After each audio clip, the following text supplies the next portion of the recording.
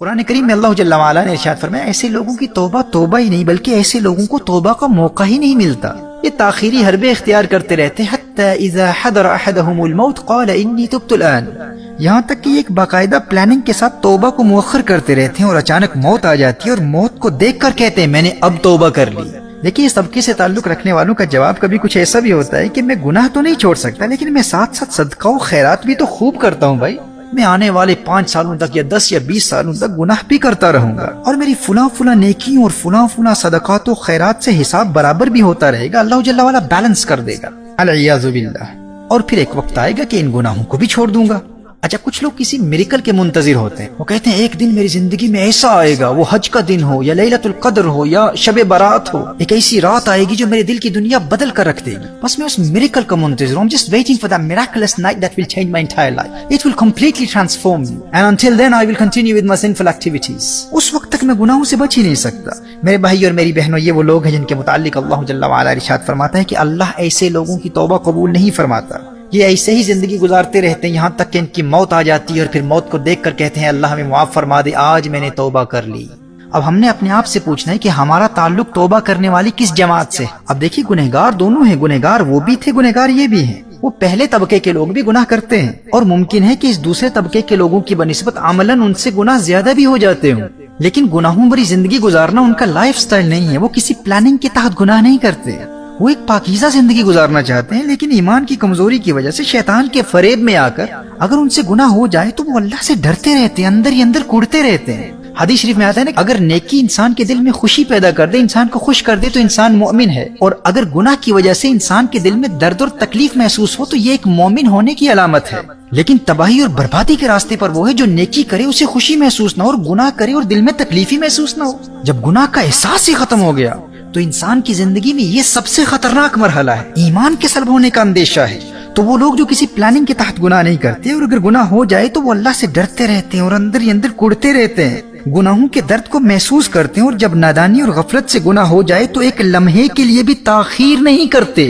فوراً توبہ کر لیتے ہیں۔ تو اللہ جل وعلا ایسے گنہگاروں کی توبہ فوراً قبول کر لیتا ہے، کیونکہ وَكَانَ اللَّهُ عَلِيمًا حَكِيمًا، اسی آیت میں فرمایا کہ اللہ جانتا ہے، اللہ کو اس بات کا علم ہے کہ وہ اللہ سے ڈرتے بھی ہیں اور نادم و شرمندہ بھی ہیں، اور اس وقت توبہ انہوں نے آئندہ گناہ نہ کرنے کا پختہ ارادہ بھی کر لیا ہے، اور پھر توبہ میں تاخیر بھی نہیں کرتے، فوراً توبہ کر لیتے ہیں۔ اور دیکھیے گناہ کے ارتکاب کے فوراً بعد توبہ کرنے والوں کا گناہ لکھا بھی نہیں جاتا، بلکہ 6 گھنٹوں تک فرشتہ گناہ لکھتا ہی نہیں ہے، اور کچھ اہل علم کے نزدیک 3 گھنٹوں کی روایت بھی ہے۔ المعجم الکبیر میں امام طبرانی نقل فرماتے ہیں، حضرت ابو امامہ رضی اللہ تعالیٰ عنہ روایت فرماتے ہیں کہ نبی کریم صلی اللہ تعالیٰ علیہ وآلہ وسلم نے ارشاد فرمایا جب انسان نیکی کرتا ہے تو دائیں طرف والا فرشتہ نیکی فوراً لکھ لیتا ہے، اور جب انسان گناہ کرتا ہے تو دائیں جانب والا فرشتہ بائیں جانب والے فرشتے سے کہتا ہے امکث 6 ساعات فإن استغفر لم يكتب عليه وإلا أثبت عليه سيئة، جب انسان گناہ کرتا ہے تو دائیں جانب والا فرشتہ بائیں جانب والے فرشتے سے کہتا ہے 6 گھنٹوں تک گناہ نہ لکھ۔ اب اگر 6 گھنٹوں کے اندر بندہ توبہ کر لیتا ہے تو اس کا وہ گناہ لکھا ہی نہیں جاتا،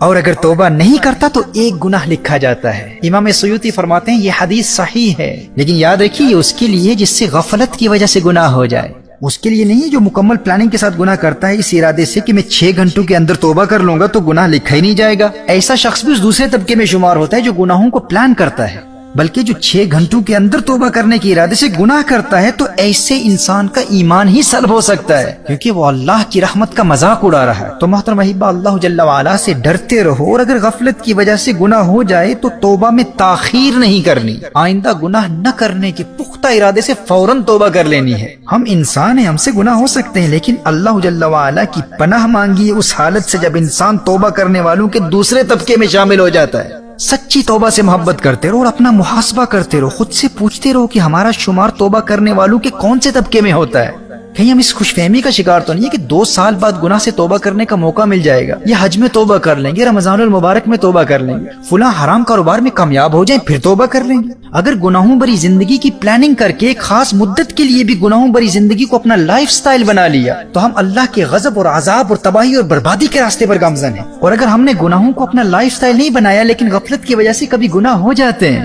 لیکن ہم ندامت اور شرمندگی کے ساتھ بغیر کسی تاخیر کے فوراً توبہ کر لیتے ہیں، تو پھر توبہ سے محبت کرتے رہو، وہ دن دور نہیں ہے کہ تمہاری سچی توبہ کی برکت سے اللہ جل وعلا تمہارے دل کو گناہوں سے پاک فرما دے گا۔ بس شرط یہ ہے کہ اگر گناہ ہو جائے تو توبہ میں تاخیر نہیں کرنی، جیسے قرآن میں فرمایا ثم یتوبون من قریب۔